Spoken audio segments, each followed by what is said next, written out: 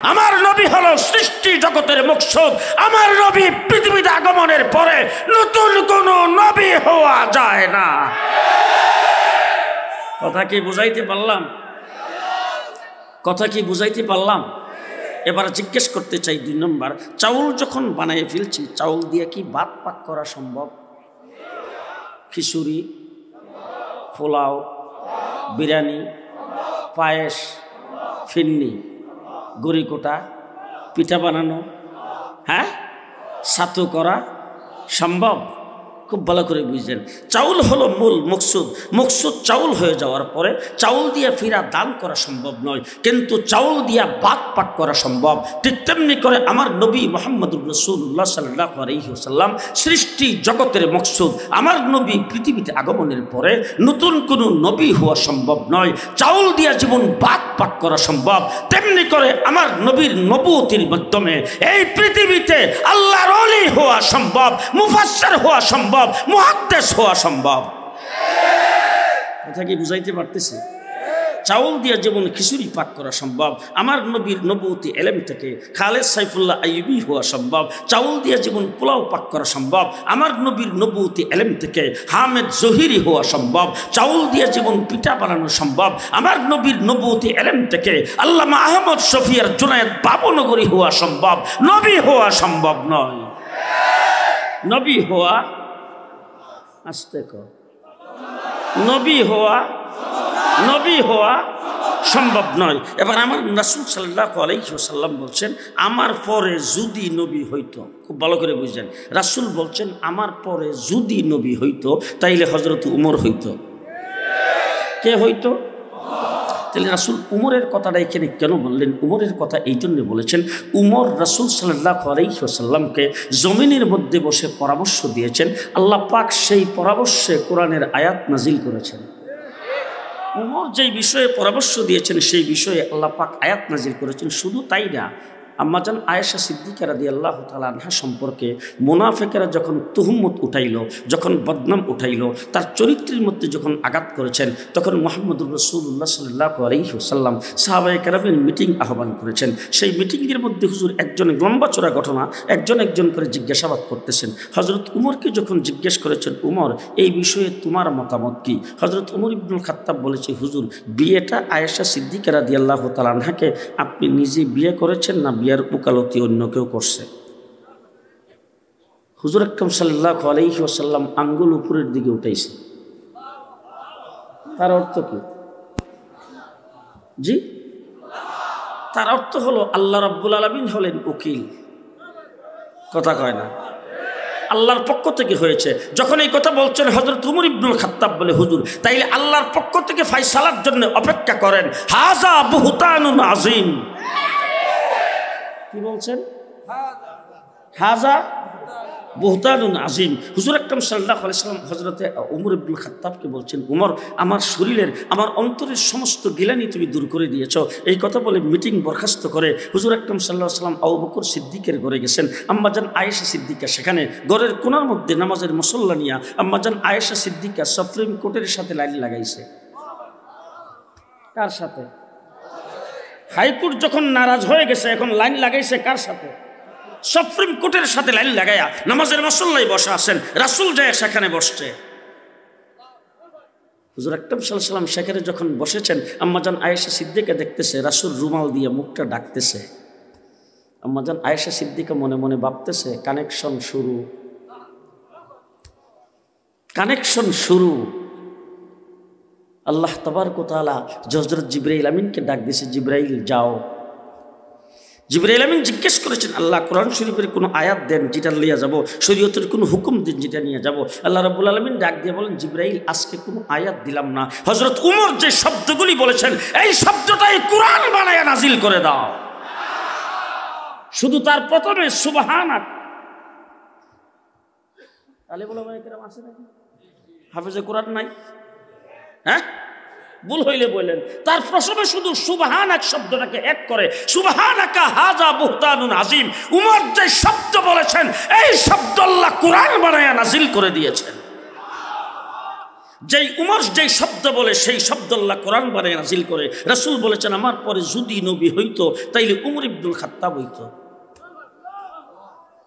হযরত উমর ইবনুল খাত্তাব কোন দরজা পর্যন্ত পৌঁছেন?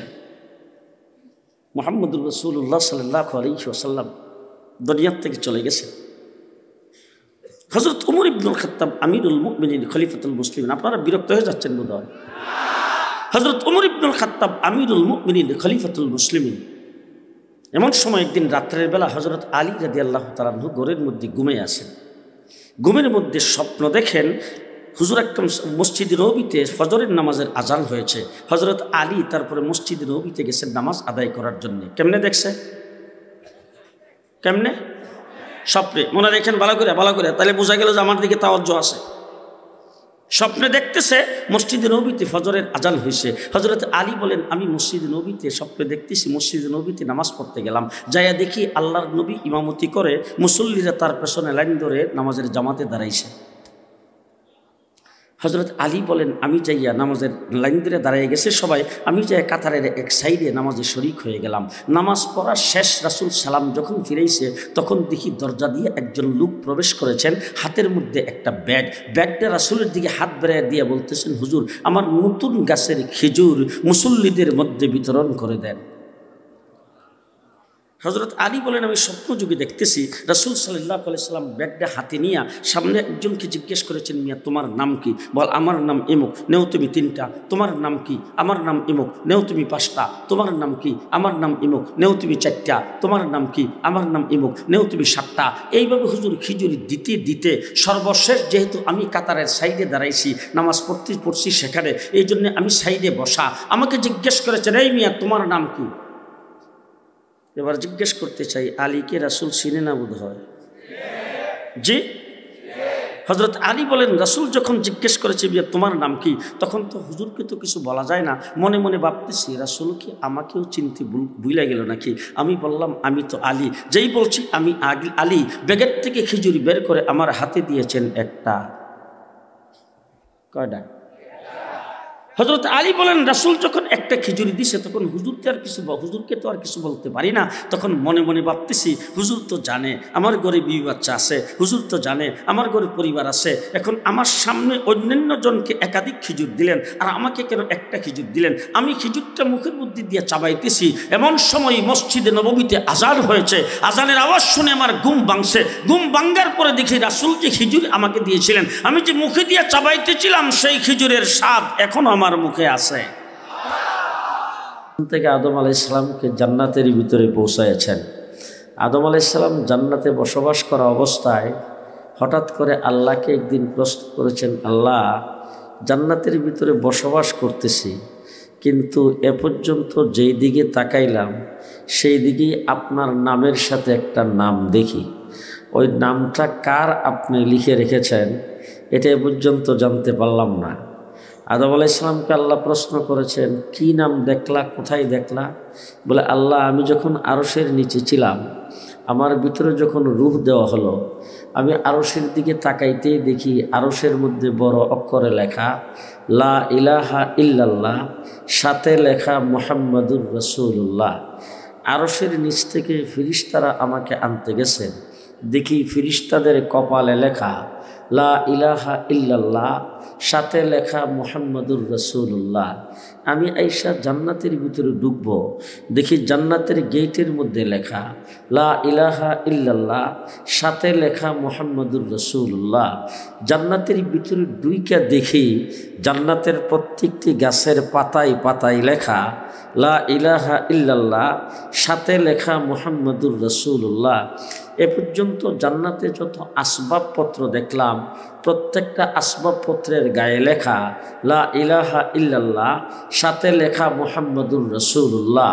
এ পর্যন্ত যত খাবার আমি খাইলাম প্রত্যেক খাবারের লেবেলের উপর লেখা লা ইলাহা ইল্লাল্লাহ, সাথে লেখা মুহাম্মাদুর রাসূলুল্লাহ। আল্লাহ পাক জিজ্ঞেস করেছেন তুমি কি এখনো চিনতে পারো নাই? বলে না। বলে তাকে যদি না বানাইতাম তোমারও বানাইতাম না। অনেক রাত্র হয়েছে তো সুবহানাল্লাহ আসতে কইেন, বাইরের লোক যেন না শুনে। কথা কি বুঝাইতে পারতেছি? আমার নবী মুহাম্মদুর রাসূলুল্লাহ সাল্লাল্লাহু আলাইহি ওয়াসাল্লাম যদি পৃথিবীতে না আসতো, আদম আলাইহিস সালামকে আল্লাহ পাক কুদরতি হাতের দ্বারা তৈরি করতেন না। আমার নবীকে যদি আল্লাহ সৃষ্টি না করতেন, নূহ আলাইহিস সালামকে আল্লাহ কিস্তিতে উঠাইতেন না। আমার নবীকে যদি আল্লাহ সৃষ্টি না করতেন, সুলাইমান আলাইহিস সালামকে সিংহাসন দিতেন না। আমার নবী যদি সৃষ্টি না হইতো, তাহলে হযরত আদম আলাইহিস সালাম খলিলুল্লাহ হইতো না। আমার নবী যদি সৃষ্টি না হইতো, মুসা আলাইহিস সালাম কালিমুল্লাহ হইতো না। আমার রাসূল যদি সৃষ্টি না হইতো, ইউসুফ আলাইহিস সালামের সৌন্দর্য আসতো না। আমার রাসূল যদি সৃষ্টি না হইতো, ঈসা আলাইহিস সালাম রূহুল্লাহ হইতো না। মুহাম্মদুর রাসূলুল্লাহ সাল্লাল্লাহু আলাইহি সাল্লামের খাতিরে 1,24,000 নবী পৃথিবীতে আগমন করেছেন। হুজুর বলছেন, আব্বালু মা খালাকাল্লাহু নূরি, আল্লাহ পাক সর্বপ্রথম আমার নূরকে তৈরি করেছেন। একজন ব্যক্তি রাসূলকে প্রশ্ন করেছেন, হুজুর আপনি নবী হইলেন কবে? হুজুর আকরাম সাল্লাল্লাহু আলাইহি ওয়াসাল্লাম জবাব দিয়েছেন, কুনতু নবিয়্যান ওয়াল আদামু বাইনাল মা'i ওয়াত তিন। আমি তখনও নবী ছিলাম যখন আদম আলাইহিস সালাম পানি আর মাটিতে মিশ্রিত অবস্থায় ছিল, অর্থাৎ আদমকে এখনো তৈরি করা হয় নাই, তখনও আমি নবী। গোমান নাই তো কেউ? আমি জিন্দা মানুষের সামনে কথা বলতেছি তো। এবার দৃষ্টান্ত স্বরূপ বলতে চাই, আমাদের এলাকায়, আমাদের দেশে, আমার দেশের বাড়ি ব্রাহ্মণবাড়িয়া, ঢাকাতেও এই সিস্টেমই দেখলাম। আমার মেয়ে বিয়ে দিয়েছি, ছেলে বিয়ে করাইছি, তো বাবুর্চি যখন আনি পাকশাক করার জন্যে, বাবুর্চি আইসেই জিজ্ঞেস করে মিষ্টি কি খাওয়াইবেন, মিষ্টি দ্রব্য কি খাওয়াইবার নিয়ত করেছেন, ফেন্নি, পায়েস না জর্দা? তখন বাবুর্চিকে যদি বলি যে পায়েস খাওয়াবো, তাইলে ফেন্নি খাওয়াবো, তখন বাবুর্চি বলে তাইলে ওই আয়োজনটা আমাকে আগে দেন, এটা আগে পাক করা লাগবে। তো ফেন্নি পায়েস পাক করছে আগে, পাক করে তারপরে ফ্যানের নিচে রেখে দিছে অথবা ফ্রিজে ঢুকাই তুলছে, এটা ওখানে ঠান্ডা হবে। এরপরে পাক করছে রুশ, পোলাও, রেজালা, বিরিয়ানি, যাবতীয় সব কিছু। এবার বলেন তো, খাওয়ার টেবিলে যখন পরিবেশন করা হবে তখন কোনটা আগে যাবে? হ্যাঁ, এটা কি ফাঁক করলো আগে না পরে? যেটা ফাঁক করলো পরে খাওয়ার টেবিলে আগে, আর যেটা ফাঁক করছে সবার আগে খাওয়ার টেবিলে হ্যাঁ শেষে। মুহাম্মদুর রাসূলুল্লাহ সাল্লাল্লাহু আলাইহি সাল্লামকে আল্লাহ পাক তৈরি করেছেন সকলের আগে, পৃথিবীতে প্রেরণ করেছেন সকলের পরে। 2 নম্বর কথা বলতে চাই, আল্লাহ পাক আমার নবী মুহাম্মদুর রাসূলুল্লাহ সাল্লাল্লাহু আলাইহি ওয়াসাল্লামকে বানিয়েছেন এই সৃষ্টি জগতের মকসুদ, সৃষ্টি জগতের উদ্দেশ্য। আমার নবীর খাতিরেই আল্লাহ পাক সব কিছু সৃষ্টি করেছেন। মুহাম্মদুর রাসূলুল্লাহ সাল্লাল্লাহু আলাইহি ওয়াসাল্লাম যদি পৃথিবীতে না আসতো, তাহলে 71 মুক্তিযুদ্ধ হতো না। আমার রাসূল যদি পৃথিবীতে না আসতো, শেখ মুজিব নামে কোনো লিডারের জন্ম হতো না। আমার রাসূল যদি পৃথিবীতে না আসতো, জিয়াউর রহমান নামে কোনো প্রেসিডেন্ট হতো না। আমার রাসূল যদি পৃথিবীতে না আসতো, ঢাকা নামে কোনো রাজধানী হতো না। আমার নবী পৃথিবীতে না আসলে পদ্মা ব্রিজও হতো না, কর্ণফুলী ট্যানেলও হতো না। কথা কি বুঝাইতে পারতেছি? আমার নবী হলেন সৃষ্টি জগতের উদ্দেশ্য, সৃষ্টি জগতের উদ্দেশ্য। এবার আমি আপনাদেরকে দৃষ্টান্ত স্বরূপ বলতে চাই, মনে হয় আপনারা আমার কথায় একমত হবেন। আজকের এই যে আপনাদের মাহফিলের আয়োজন, এই আয়োজনটা সম্পূর্ণটা করা হয়েছে, মাওলানা মামুনুল হক সাহেব দাওয়াত কবুল করেছেন, তিনি আসবেন এই উদ্দেশ্যে। কথা বলেন, উনি আসবেন এই উদ্দেশ্যে আজকের এই আয়োজন। এবার জিজ্ঞেস করতে চাই, উনি কি আগে আসছেন না প্যান্ডেলটা আগে করছেন? জি, লাইট লাগাইছেন তো উনি আসার পরে, মাইক, স্টেজ, আপনারা তো আইছেন উনি আসার পরে না আগে? উনি হলেন এই মাহফিলের মূল উদ্দেশ্য, মূল মকসুদ। উনি আসছেন পরে, প্যান্ডেল করেছেন আগে। মামুনুল হক সাহেব আসছেন পরে, মাইক লাগাইছেন আগে। মামুনুল হক আসবে পরে, লাইট লাগাইছেন আগে। ঠিক তেমনি করে সৃষ্টির মকসুদ মুহাম্মদুর রাসূলুল্লাহ সাল্লাল্লাহু আলাইহি ওয়াসাল্লাম আমার নবী পৃথিবীতে আগমন করেছেন পরে, আসমান জমিন তৈরি করেছেন আগে। আমার নবী পৃথিবীতে আগমন করেছেন পরে, আল্লাহ পাক সাগর সমুদ্র তৈরি করেছেন আগে। আমার নবী পৃথিবীতে আগমন করেছেন পরে, চন্দ্র সূর্যের লাইট লাগাইছেন আগে। আরেকটু দৃষ্টান্ত দিয়ে বুঝাইতে চাই, ভাত খান চাউলের না দানের? হ্যাঁ, দানের ভাত না চাউলের ভাত? চাউলের ভাত। এবার জিজ্ঞেস করতে চাই, চাউল আগে না দান আগে? জি, চাউল হলো মকসুদ। খুব ভালো করে বুঝলেন। আমাদের দেশের সিস্টেম, এখানকার বাগুরটার সিস্টেম আমি জানি না, একই সিস্টেম হবে। সর্বপ্রথম দানটারে পানি দিয়ে ভিজায় তারপরে চাপা দিয়ে রাখলে 2-3 দিন পরে বের হয় গেরা। বুঝেন নাই বোধ হয়? গেরা বের হওয়ার পরে এটারে নিয়ে কাদা মাটির মধ্যে ফালা, এটারে বলে জ্বালা। এই জ্বালাটা যে ফালাইলো উদ্দেশ্য হইল চাউল। উদ্দেশ্য কি? চাউল। জ্বালাটা কিছুটা বড় হওয়ার পরে উঠাই নিয়ে ক্ষেতের মধ্যে লাইন দিয়ে লাগাইছে, উদ্দেশ্য হইল চাউল। এরপরে সার দিছে, গোবর দিছে, পানি দিছে, হুইটার দিছে, আগাছা পরিষ্কার করছে, উদ্দেশ্য হইল চাউল। ধান গাছটা আস্তে আস্তে বড় হয়েছে, উদ্দেশ্য হইল চাউল। ধানের শীষ ধরছে, উদ্দেশ্য হইল চাউল। এরপরে ক্ষেতের মধ্যে পাকছে, উদ্দেশ্য হইল চাউল। আগে কাশি দিয়ে কাটতো, এখন মেশিন দিয়ে কাটছে, উদ্দেশ্য হইল চাউল।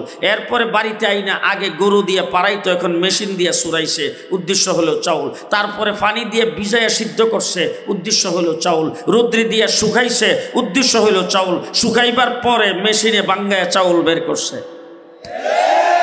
চাউল আসলো আগে না পরে? আগে যা কিছু করলো কোন উদ্দেশ্যে? যে কথা বুঝতেছেন তো? আগে যা কিছু করছে কোন উদ্দেশ্যে করেছে? চাউলের উদ্দেশ্যে। চাউল আসছে কখন? সবার পরে। এবার জিজ্ঞেস করতে চাই, চাউল হলো মূল মকসুদ। চাউল মেশিনে বাঙ্গায় যখন বের করে ফেলছেন, এবার চাউলটা দিয়া দান বানান। হ্যাঁ, আমি আমাদের ব্রাহ্মণবাড়িয়াতে এক মাহফিলে বয়ান করে রাত্রে প্রায় 1:30 বাজে। তখন আমার একজন মৌলানা সাহেব এসে বলল, হুজুর অনুমতি দিলে আপনার সামনের সিটটাতে আমি একটু বসলাম। ঠিক আছে বসেন। তো বসার পরে বলতেছে, হুজুর আমি যে বসছি, আমি সামনে বিশ্ব রোডের মোড়ে নেমে যাব, তবে রাস্তায় হুজুর একটা গেইটে সামান্য একটু থামতে হবে, গাড়ির থেকে নামতে হবে না।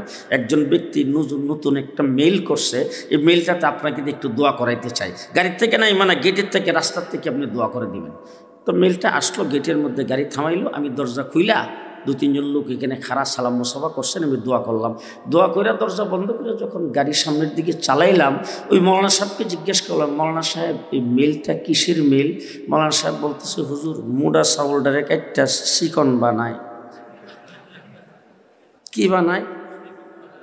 জি, মোটা চাউল কাইটা চিকন বানাইবার মেল আছে, মেশিন আছে, কিন্তু চাউলটারে দান বানাইবার। জি, খুব ভালো করে বুঝবেন। চাউল হলো মূল মকসুদ চাউল হয়ে যাওয়ার পরে চাউল দিয়ে যেমন ফিরা দান করা যায় না, আমার নবী হলো সৃষ্টি জগতের মকসুদ। আমার নবী পৃথিবীতে আগমনের পরে নতুন কোন নবী হওয়া যায় না। কথা কি বুঝাইতে পারলাম? এবার জিজ্ঞেস করতে চাই 2 নম্বর, চাউল যখন বানিয়ে ফেলছি, চাউল দিয়ে কি ভাত পাক করা সম্ভব? খিচুড়ি, পোলাও, বিরিয়ানি, পায়েস, ফিন্নি, গড়িকোটা, পিঠা বানানো, হ্যাঁ, ছাতু করা সম্ভব? খুব ভালো করে বুঝলেন। চাউল হলো মূল মকসুদ চাউল হয়ে যাওয়ার পরে চাউল দিয়ে ফিরা দান করা সম্ভব নয়, কিন্তু চাউল দিয়া ভাত পাক করা সম্ভব। ঠিক তেমনি করে আমার নবী মুহাম্মদুর রাসূলুল্লাহ সাল্লাল্লাহু আলাইহি ওয়াসাল্লাম সৃষ্টি জগতের মকসুদ। আমার নবী পৃথিবীতে আগমনের পরে নতুন কোন নবী হওয়া সম্ভব নয়। চাউল দিয়া জীবন ভাত পাক করা সম্ভব। তেমনি করে আমার নবীর নবুয়তির মাধ্যমে এই পৃথিবীতে আল্লাহর ওলি হওয়া সম্ভব, মুফাসসির হওয়া সম্ভব, মুহাদ্দিস হওয়া সম্ভব। কথা কি বুঝাইতে পারতেছি?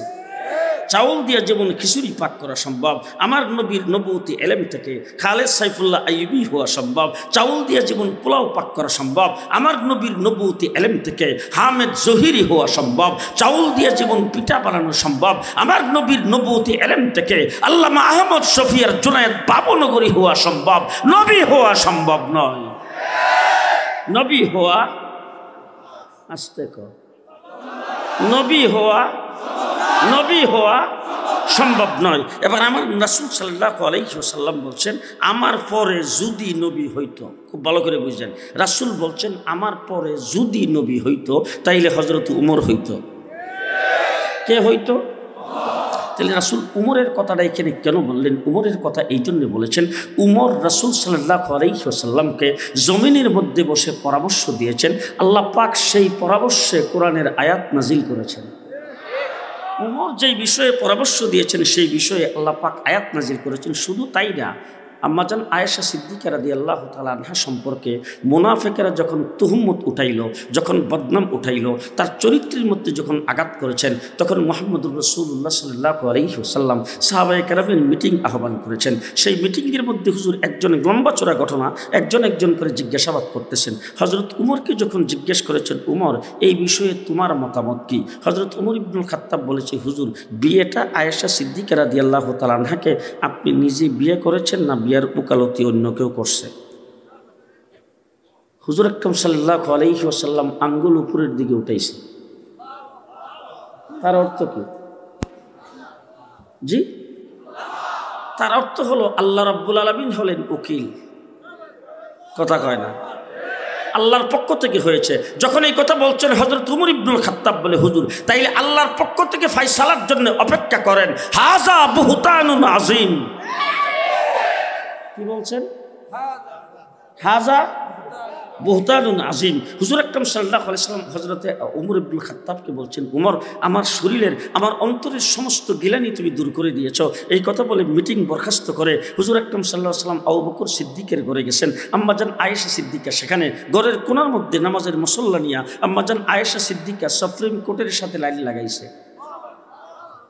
কার সাথে? হাইকোর্ট যখন নারাজ হয়ে গেছে এখন লাইন লাগাইছে কার সাথে? সুপ্রিম কোর্টের সাথে লাইন লাগাইয়া নামাজের মুসল্লায় বসা আছেন, রাসূল যায় সেখানে বসছে। হুজুর আকরাম সাল্লাল্লাহু আলাইহি ওয়াসাল্লাম সেখানে যখন বসেছেন, আম্মাজান আয়েশা সিদ্দিকা দেখতেছে রাসূল রুমাল দিয়ে মুখটা ঢাকতেছে। আম্মাজান আয়েশা সিদ্দিকা মনে মনে ভাবতেছে, কানেকশন শুরু, কানেকশন শুরু। আল্লাহ তাবারক ওয়া তাআলা হযরত জিবরাইল আমিনকে ডাক দিয়েছে, জিবরাইল যাও। জিবরাইল আমিন জিজ্ঞেস করেছেন, আল্লাহ কোরআন শরীফের কোনো আয়াত দেন যেটা লিয়ে যাব, শরীয়তের কোনো হুকুম দেন যেটা নিয়ে যাব। আল্লাহ রাব্বুল আলামিন ডাক দিয়ে বলেন, জিবরাইল আজকে কোনো আয়াত দিলাম না, হযরত উমর যে শব্দগুলি বলেছেন এই শব্দটাই কোরআন বানায়া নাজিল করে দাও। শুধু তার প্রথমে সুবহানাক। আলেম ওলামায়ে কেরাম আছে নাকি? হাফেজে কোরআন নাই? হ্যাঁ, ভুল হইলে বললেন। তার প্রথমে শুধু সুবহানাক শব্দটাকে এক করে, সুবহানাকা হাযা বুহতানুন আযীম। উমর যে শব্দ বলেছেন এই শব্দ আল্লাহ কোরআন বানায়া নাজিল করে দিয়েছেন। যেই উমর যেই শব্দ বলে সেই শব্দ আল্লাহ কোরআন বানায়া নাজিল করে। রাসূল বলেছেন, আমার পরে যদি নবী হইতো তাইলে উমর ইবনুল খাত্তাব হইতো। হযরত উমর ইবনুল খাত্তাব কোন দরজা পর্যন্ত পৌঁছেন? মুহাম্মদুর রাসূলুল্লাহ সাল্লাল্লাহু আলাইহি ওয়াসাল্লাম দুনিয়া থেকে চলে গেছে। হযরত উমর ইবনুল খাত্তাব আমিরুল মুমিনিন খলিফাতুল মুসলিমিন। আপনারা বিরক্ত হয়ে যাচ্ছেন বোধহয়। হযরত উমর ইবনুল খাত্তাব আমিরুল মুমিনিন খলিফাতুল মুসলিমিন। এমন সময় একদিন রাত্রের বেলা হযরত আলী রাদিয়াল্লাহু তাআলা আনহু ঘরের মধ্যে ঘুমিয়ে আছেন। ঘুমের মধ্যে স্বপ্ন দেখেন হুজুর আকরাম মসজিদে নববীতে ফজরের নামাজের আজান হয়েছে। হযরত আলী তারপরে মসজিদে নববীতে গেছেন নামাজ আদায় করার জন্য। কেমনে দেখছে? কেমনে? স্বপ্নে। মনে রেখেন ভালো করে, ভালো করে, তাহলে বোঝা গেল যে আমার দিকে তাওয়াজ্জুহ আছে। স্বপ্নে দেখতেছে মসজিদে নববীতে ফজরের আজান হয়েছে। হযরত আলী বলেন, আমি মসজিদে নববীতে স্বপ্নে দেখতেছি মসজিদে নববীতে নামাজ পড়তে গেলাম, যাইয়া দেখি আল্লাহর নবী ইমামতি করে, মুসল্লিরা তার পেছনে লাইন ধরে নামাজের জামাতে দাঁড়াইছে। হযরত আলী বলেন, আমি যাইয়া নামাজের লাইন ধরে দাঁড়িয়ে গেছে সবাই, আমি যাই কাতারের এক সাইডে নামাজে শরিক হয়ে গেলাম। নামাজ পড়ার শেষ রাসূল সালাম যখন ফিরেছে তখন দেখি দরজা দিয়ে একজন লোক প্রবেশ করেছেন, হাতের মধ্যে একটা ব্যাগ। ব্যাগটা রাসূলের দিকে হাত বেড়ায় দিয়ে বলতেছেন, হুজুর আমার নতুন গাছের খেজুর মুসল্লিদের মধ্যে বিতরণ করে দেন।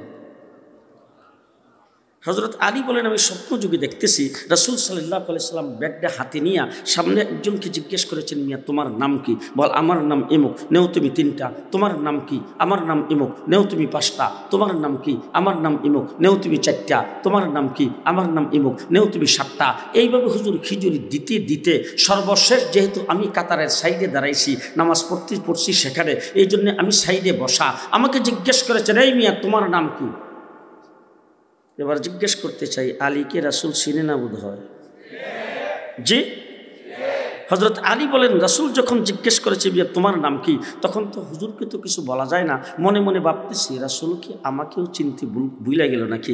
আমি বললাম আমি তো আলী। যেই বলছি আমি আলী, ব্যাগের থেকে খিজুরি বের করে আমার হাতে দিয়েছেন একটা। কয়টা? হযরত আলী বলেন রাসূল যখন একটা খিচুড়ি দিছে তখন হুজুরকে তো আর কিছু বলতে পারি না। তখন মনে মনে ভাবতেছি হুজুর তো জানে আমার ঘরে বিবি বাচ্চা আছে, হুজুর তো জানে আমার ঘরে পরিবার আছে, এখন আমার সামনে অন্যান্য জনকে একাধিক খিচুর দিলেন আর আমাকে কেন একটা খিচুর দিলেন। আমি খিচুরটা মুখের মধ্যে দিয়ে চাবাইতেছি, এমন সময় মসজিদে নববীতে আজান হয়েছে। আজানের আওয়াজ শুনে আমার ঘুম ভাঙছে। ঘুম ভাঙ্গার পরে দেখি রাসূল যে খিচুর আমাকে দিয়েছিলেন, আমি যে মুখে দিয়ে চাবাইতেছিলাম সেই খিচুরের স্বাদ এখনো আমার মুখে আছে।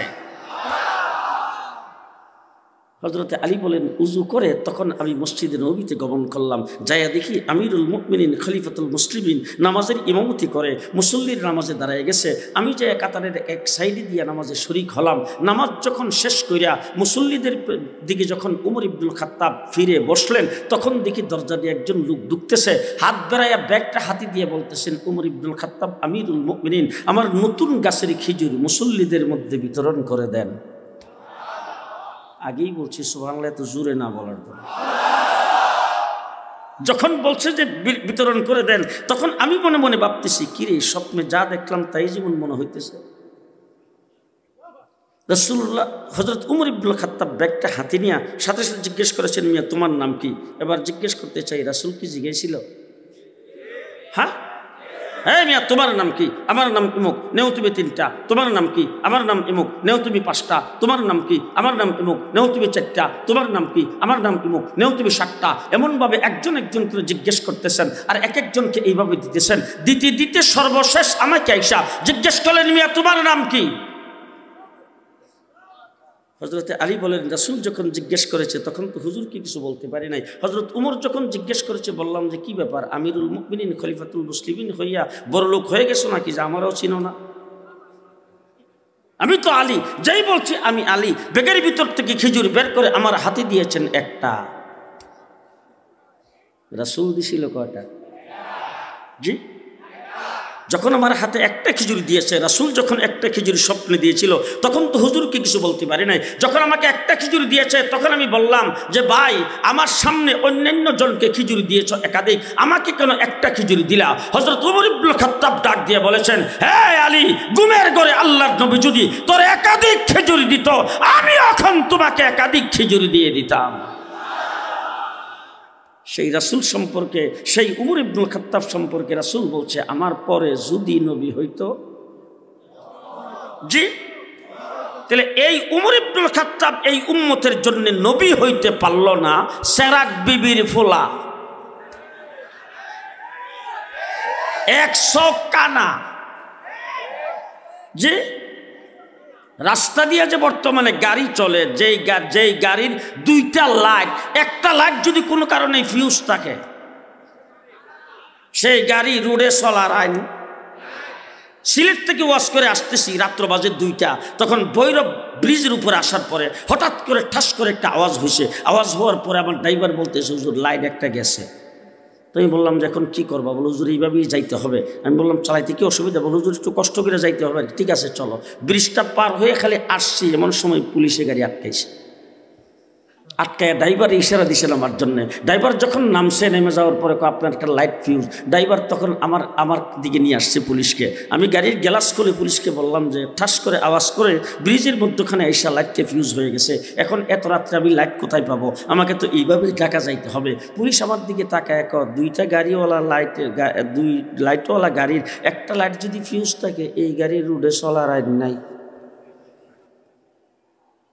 মানুষের বানানো আইনে যদি পৃথিবীর সড়কে 1 লাইটওয়ালা 2 লাইটওয়ালা গাড়ির একটা ফিউজ থাকলে চলার আইন না থাকে, আল্লাহর সৃষ্টি জগতে 1 চোখওয়ালা নবীও চলার আইন নাই। মির্জা গোলাম কাদিয়ানী 1 চোখ কানা। মনে থাকবে তো? মনে থাকবে তো?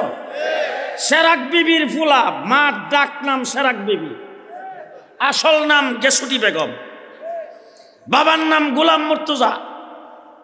সেরাক বিবির ফুলা 100 কানা, বহুমূত্র বিমার ছিল, তহসিলদারির চাকরি করত, মুক্তারি পরীক্ষা দিয়া ফেল, সর্বশেষ কলেরা রোগে পায়খানার টাট্টিত ফইরা মরছে। যদি তাদের কাউকে কোনোদিন পান তাইলে জিজ্ঞেস করবেন তোরা নবীরে দাফন করছত কই? কথা বুঝাইতে পারলাম না বোধহয়। কারণ নবীর জন্য আইন হইল নবী যেখানে মারা যায় সেখানেই তাকে দাফন করা হবে। যদি বলে যে যেখানে তিনি মারা গেছে সেখানেই নবীর আইন মোতাবেক দাফন করছি, তাহলে একটা চটকারি দিয়ে জিজ্ঞেস করবেন কিরে নবী কি পায়খানা পয়রা মারা যায়? কথা কি বুঝে আসছে? এবার আপনাদের সামনে শেষ কথা বলতে চাই, আমার নবী সর্বশেষ নবী, কিয়ামত পর্যন্ত কোনো নবী নাই। এই কথার পরে যদি কোনো ব্যক্তি নবী বলে দাবি করে, ডাইনে বামে একটু তাকায় দেখবেন, কেউ যদি কথা না কয় মনে করবেন হে দলের লোক।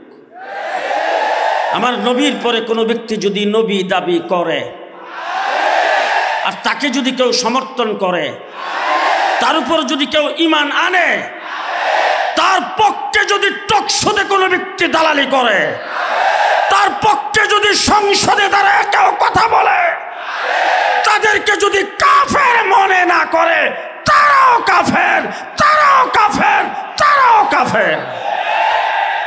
ঠিক কিনা বলেন?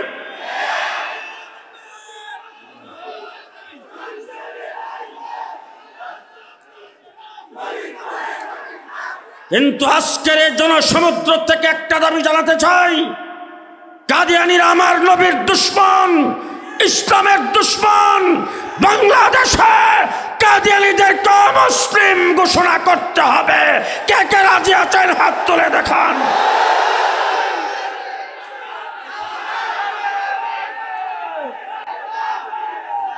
কথা শেষ, ভালো করে শুনেন। 2 নম্বর কথা বলতে চাই, আমাদের দেশটা মুসলমানের দেশ। কার দেশ? আরো আসতে কয়ে, কার দেশ? দৃষ্টান্ত স্বরূপ বলতে চাই, 1947 সনে ইংরেজ থেকে লাঠি ডান্ডা দিয়ে বাড়ি দিয়ে আলেম ওলামা একরাম যুদ্ধ জাহাদ করে 3.5 লক্ষ আলেম জীবন দিয়ে দেশকে আমরা ইংরেজ থেকে স্বাধীন করেছি। স্বাধীন হয়েছে দ্বিজাতি তত্ত্বের ভিত্তিতে 2 ভাগে। কয় ভাগ? 2 ভাগ। একটা ভাগের নাম হয়েছে হিন্দুস্তান, আরেক ভাগের নাম পাকিস্তান। একটার নাম হিন্দুস্তান, আরেকটার নাম পাকিস্তান। এবার আমি জিজ্ঞেস করতে চাই, পাকিস্তান একটা, হিন্দুস্তান একটা।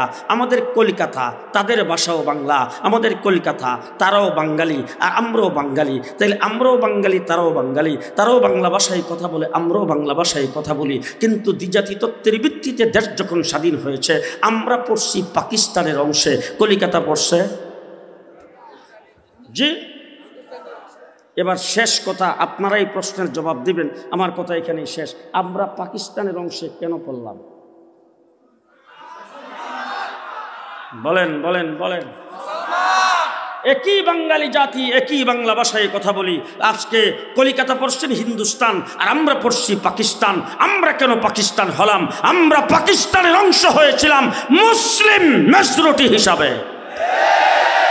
ঠিক কিনা বলেন? ঠিক কিনা বলেন?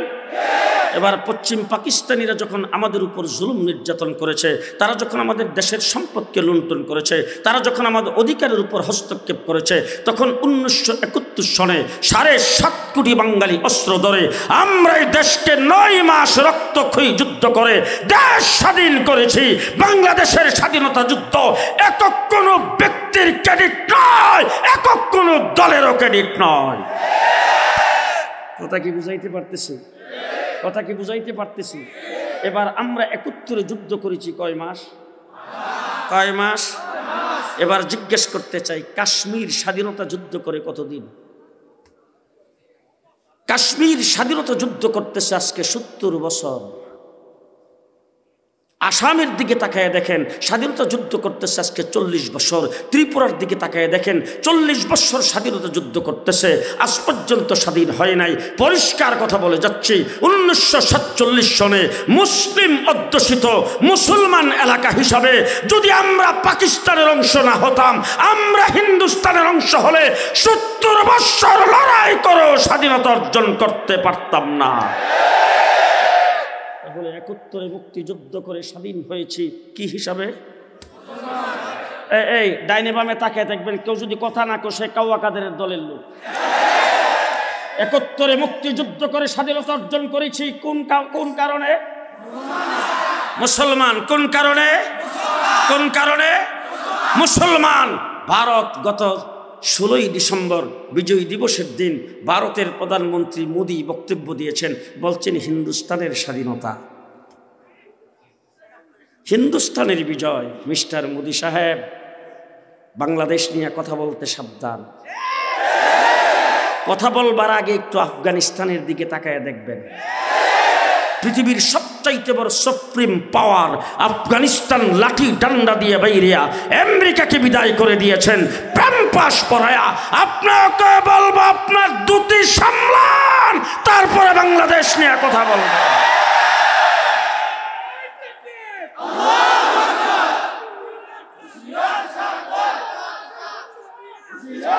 আমরা রক্ত দিয়ে দেশকে স্বাধীন করেছি, দেশের স্বাধীনতা আমাদের। আপনারা আমাদেরকে সহযোগিতা করেছেন বলে 54 বছর পর্যন্ত আপনাদেরকে ধন্যবাদ জানাচ্ছি। তবে আজকে আপনার কথার পরিপ্রেক্ষিতে বলতে চাই, এ পর্যন্ত কোনো লিডার বলে নাই 1971 সনে পশ্চিম পাকিস্তানিরা আমাদের দেশে যখন যুদ্ধ করতে আসছিল, অস্ত্র শস্ত্র নিয়ে আসছিল, ভারী জিনিসপত্র নিয়ে আসছিল, দামি জিনিসপত্র নিয়ে আসছিল, আমাদেরকে সহযোগিতা করতে এসে আমার দেশের সব লুণ্ঠন করে আপনারা নিয়ে গেছেন। 54 বছর পর্যন্ত তিস্তার পানি আমাদেরকে দেন নাই। কথা আসতে বলেন কেন? বাসরের নাম নিতে লজ্জা করে? আজকে আমার দেশে গত 15 বছর যারা শোষণ করেছে, যারা দেশটাকে লুটপাট করে তলাবিহীন দুর্নীতি পরিণত করেছে, তারা বলছে জামাই বউয়ের সম্পর্ক, জামাই বউয়ের সম্পর্ক। তবে আমরা তো সেই মোদির কাছে আমাদের কোনো মেয়েকে বিয়ে দিতে চাই নাই। মেয়ে তো ভাগ্যে গেছে, মেয়ে তো বাইকে গেছে, আমরা তো বিয়ে দিতে চাই নাই। এখন বাইকে গেছে পরে তুমি স্থান দিয়েছ, আবার এখন যৌতুক চাও। ঘটনা কি? কি ঘটনা? যাকে পৃথিবীর কোনো দেশ গ্রহণ করে নাই, তাকে তুমি আশ্রয় দিয়ে প্রমাণ করেছ তুমি বাংলাদেশের বন্ধু নয়। ঠিক কিনা বলেন? আজকে পদে পদে বাংলাদেশের বিরুদ্ধে গভীর ষড়যন্ত্র শুরু হয়েছে। ঠিক না ঠিক? এই ষড়যন্ত্রের অংশ হিসাবে সচিবালয়ে আগুন দেওয়া হয়েছে। ঠিক কিনা বলেন? হ্যাঁ, মুসলমান কথাগুলি বলছি এই জন্য সতর্ক থাকতে হবে। পরাজিত শক্তি বাংলাদেশে যেন আসতে না পারে। সবাই সতর্ক আছেন তো? সতর্ক আছেন তো? শেষ শুধু একটা কথা বলতে চাই, দেশ স্বাধীন হয়েছে 1971-এ। 71-এর স্বাধীনতা যুদ্ধের পরেই হযরত মাওলানা মামুনুল হক সাহেব সম্ভবত আসতেছেন।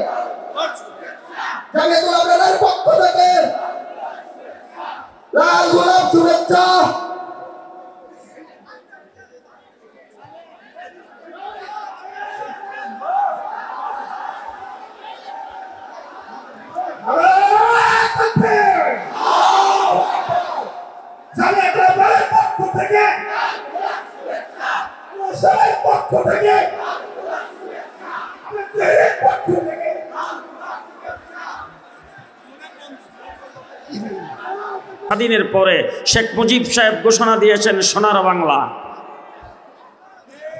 কথা শুনতেছেন আমার? কি ঘোষণা? সোনার বাংলা। আপনারা দেখছেন কিনা জানি না, আমি দেখছি একজনে বমি করছে আর একজনে খাইছে। জি, এরপরে একজন আসলো ঘোষণা দিল সবুজ বাংলা। কিছুদিন পরে আরেকজন এসে ঘোষণা দিল নতুন বাংলা। লেডি প্রধানমন্ত্রী ক্ষমতায় এসে ঘোষণা দিয়েছেন আধুনিক বাংলাদেশ।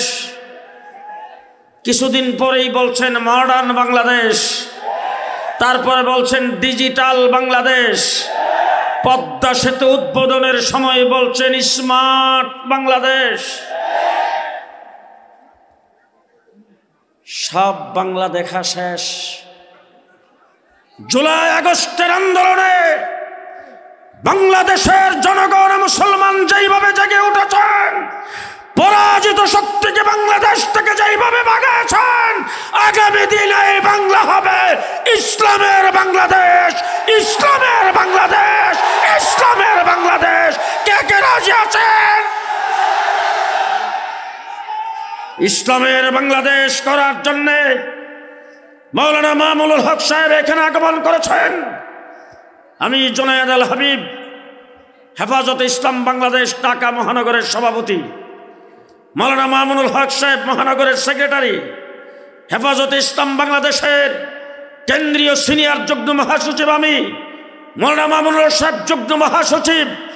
ইসলামের বাংলাদেশ করার জন্য আবার যদি আপনাদেরকে শাপলা চত্বরে যাওয়ার আহ্বান করা হয়, কে কে যাইতে প্রস্তুত? নাসরুম মিনাল্লাহ, ফাতহুন করিব, আবাশশিরিল মুমিনিন। আসসালামু আলাইকুম ওয়া রাহমাতুল্লাহি ওয়া বারাকাতুহু।